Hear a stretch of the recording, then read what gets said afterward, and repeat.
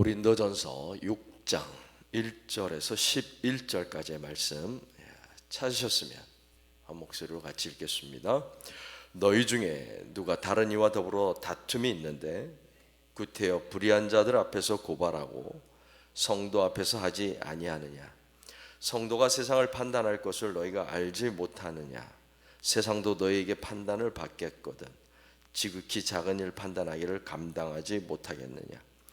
우리가 천사를 판단할 것을 너희가 알지 못하느냐? 그러하거든 하물며 세상 일이랴. 그런즉 너희가 세상 사건이 있을 때에 교회에서 경히 여김을 받는 자들을 세우느냐?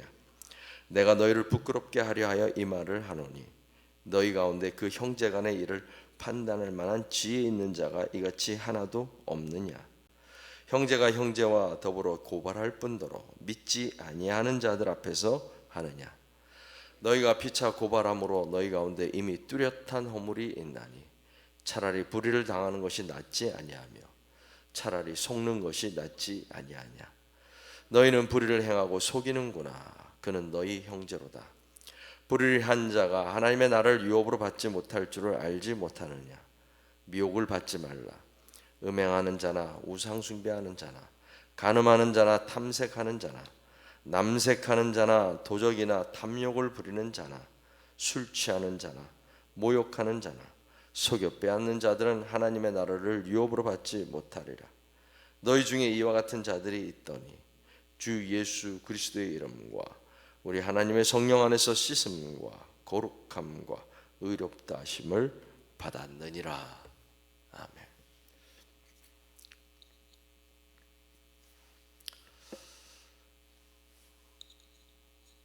바울이 받은 고린도 교회에 관한 소식에 또 다른 문제가 있었습니다. 1절 너희 중에 누가 다른 이와 더불어 다툼이 있는데 구태여 불의한 자들 앞에서 고발하고 성도 앞에서 하지 아니하느냐? 바울을 놀라게 한 문제가 있었습니다. 첫째는 성도 간에 소송을 했다. 고발을 했다. 둘째는 고린도 교회가 이 성도 간의 고소 고발을 중재할 능력도 판단할 능력도 권위도 없었다. 교회가 권위가 없었다. 능력도 없었다.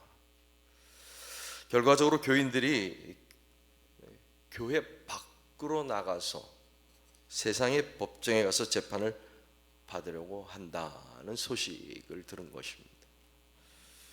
말 그대로 바울이 경노합니다. 2절 성도가 세상을 판단할 것을 너희가 알지 못하느냐? 세상도 너희에게 판단을 받겠거든 지극히 작은 일 판단하기를 감당하지 못하겠느냐? 3절 우리가 천사를 판단할 것을 너희가 알지 못하느냐? 그러하거든 하물며 세상 일이랴. 너희는 성도된 너희의 능력을 알지 못한다라고 책망합니다. 성도의 능력이 무엇입니까? 성도는 세상을 심판할 것입니다. 우리가 잠시 동안 천사들 아래에 있지만 장래에는 천사들까지도 심판하게 될 것입니다. 성도는 주님이 다시 오시는 그날에 주님과 함께 세상을 심판하게 될 것입니다.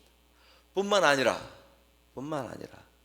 현재도 우리의 삶으로 세상을 부끄럽게 하는 것입니다. 하나님 나라의 백성으로 살아가면서 세상의 희망이 된다는 것은 우리의 삶을 통하여 세상을 부끄럽게 한다. 세상이 이미 판단을 받았다라는 것입니다. 그런데 문제는 성도가 자신의 위치를 알지 못한다는 것입니다. 다스려야 하는데 끌려다니고 심판해야 하는데 오히려 판단을 받는 것이 고린도 교회의 모습입니다. 세상 일이라고 하는 일상의 삶과 관련된 문제들을 교회 안에서 처리하지 못하고 있다는 것입니다. 그 결과로 4절에서 말하는 교회에서 경히 여김을 받는 자들 앞에 가서 머리를 숙이고 지혜를 구하는 고린도 교회를 바울은 책망하고 있는 것입니다. 세상 법관들이 아무리 높은 지식과 많은 경험이 있다고 할지라도 우리가 1장에서 말한 대로 살펴본 대로 하나님의 도를 깨닫지 못한 사람들입니다. 십자가의 도가 미련하고 꺼리끼는 것으로 여기는 사람들인데 그 사람들 밑에 가서 머리를 조아리고 판단을 구하는 것입니다. 교회의 기초는 십자가에 달리신 예수 그리스도이십니다. 세상의 지혜나 학문으로는 알 수 없는 하나님의 비밀입니다. 성도는 하나님의 비밀이신 십자가를 통하여 부르심을 받은 사람들인데 고린도 교회는 다시 세상으로 돌아가서 세상의 판단을 받으려고 세상의 기준을 가지고 세상의 판단을 받고자 하는 것입니다. 5절 내가 너희를 부끄럽게 하려 하여 이 말을 하노니 너희 가운데 그 형제 간의 일을 판단할 만한 지혜 있는 자가 이같이 하나도 없느냐. 나는 바울에게, 나는 아볼로에게, 나는 게바에게, 나는 그리스도에게 속한 자라고 하면서 분쟁을 만들던 그들은 다 어디에 있는 것입니까? 자기를 자랑하고 세상 지혜를 구하던 그들은 형제와 형제 사이에 발생한 그 분쟁도 해결하지 못하고 있는 것입니다. 경건의 모양은 있지만 바울의 지적대로 능력이 없는 것입니다. 주일 성수를 잘하고 헌금도 열심히 하고 교회 봉사를 많이 하지만 정작 성도 간의 문제를 해결할 능력은 없었다. 교만하나 자기 자랑을 하고 교만하나 실력은 없었다. 4장에서도 언급한 바와 같이 하나님의 나라는 말에 있지 아니하고 오직 능력에 있습니다. 교회에서 경히 여김을 받는 자들 앞에서 지혜를 구하고 판단을 받는 것은 교회도 성도도 능력이 없다는 증거입니다. 6절 형제가 형제와 더불어 고발할 뿐더러 믿지 아니하는 자들 앞에서 하느냐. 두 가지를 지적합니다. 첫째, 고발이 적절한가? 둘째, 세상의 법정으로 가져가야 하는가? 바울의 대답이 무엇입니까?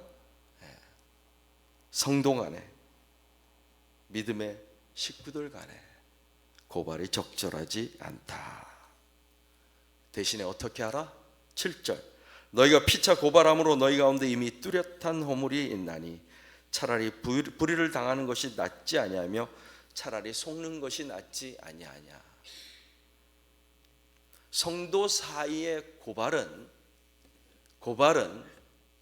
시작하기 이전에 이미 승패가 났습니다. 세상 법정으로 가져가는 그 순간 모두에게 허물이 있는 것입니다. 주님의 말씀대로 사는 것을 실패하였다라는 증거입니다. 영적 패배를 인정하는 것입니다. 바울의 해결책은 무엇입니까? 차라리 너희가 불의를 당하고 속는 것이 낫다. 손해보는 것이 낫다. 오해하지 마십시오. 교회가 모든 것을 다 해결할 수 있다는 말이 아닙니다. 교회 안에서 다 해결해야 한다는 것도 아닙니다.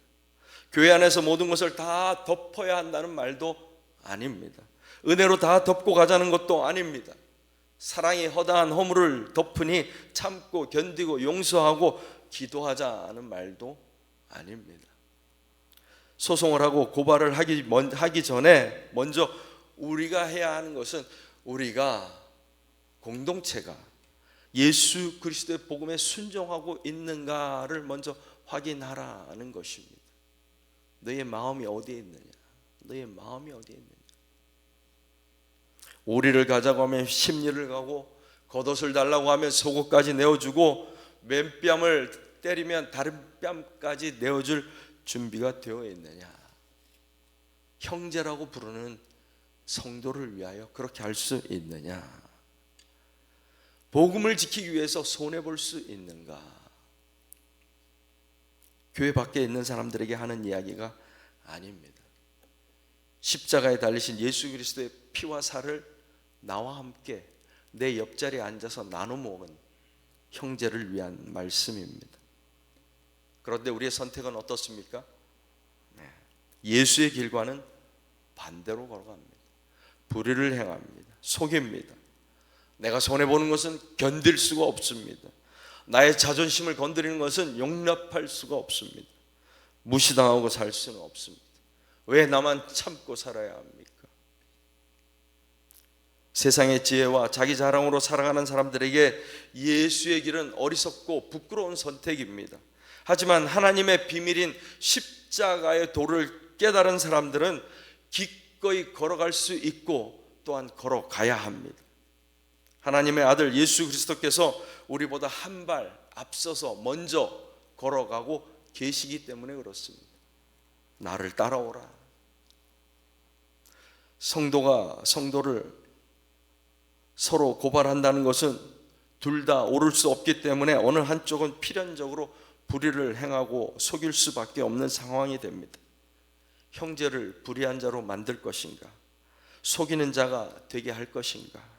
아니면 내가 알고도 불의를 당하고 속아서 손해를 볼 것인가? 내가 알고도 불의를 당하고 속아서 손해를 볼 것인가? 바울은 믿음의 형제에게 불의를 행하고 속인 것을 다른 죄와 같이 다룹니다. 9절부터 10절까지 다양한 죄들을 언급합니다. 결론은 무엇입니까? 하나님의 나라를 10절 유업으로 받지 못하리라. 하나님의 나라를 유업으로 받지 못하리라. 이 모든 죄와 더불어서 성도와 성도를 고발하는 이러한 모든 불의를 행하는 것도 속이는 것도 하나님의 나라를 유업으로 받지 못하리라. 해결책이 있습니까? 11절 너희 중에 이와 같은 자들이 있더니 주 예수 그리스도의 이름과 우리 하나님의 성령 안에서 씻음과 거룩함과 의롭다 하심을 받았느니라. 무슨 말입니까? 형제를 고발하고 불의를 행하고 속이는 자들은 회개하라, 돌아오라. 차라리 손해를 보는 게 낫다. 오늘 우리가 살아가는 이 땅은 미국입니다. 고소와 고발과 소송이 넘쳐나는 세상입니다. 요즘 한국에서는 유산 상속법이 개정이 되어서 아들, 딸 상관없이 공평하게 유산을 분배한다고 합니다. 그래서 유산이 억 단위로 넘어가기만 하면 형제 간에 무조건 소송이 일어난다고 합니다. 형제 사랑이 아니라 돈을 택하는 세상이 된 것입니다. 크리스찬이든 난 크리스찬이든 상관없이 소송은 일어난다고 합니다. 물론 권리를 찾기 위해 소송을 할 수도 있습니다. 그러나 바울은 형제 사이에, 성도와 성도 사이에, 십자가의 도를 아는 사람들 사이에 자존심을 세우지 말고 이익을 구하지 말고 모욕과 수치를 당하신 십자가에 달린 예수 그리스도를 바라보라고 말씀합니다. 원고와 피고로 아니면 서로 마주보고 세상의 법정에 앉은 순간 우리는 십자가의 길이 아니라 세상의 길을 걷고 있는 것입니다. 바울은 말합니다. 기쁜 소식을 전하는 교회가 왜 세상 사람들 앞에서 서로 물어뜯고 있느냐? 우리는 권리가 아니라 사랑을 선택하신 예수님의 길을 따라가는 사람들입니다. 저와 여러분에게도 이 길을 걸어가는 은혜가 있게 되기를 바랍니다. 기도하겠습니다.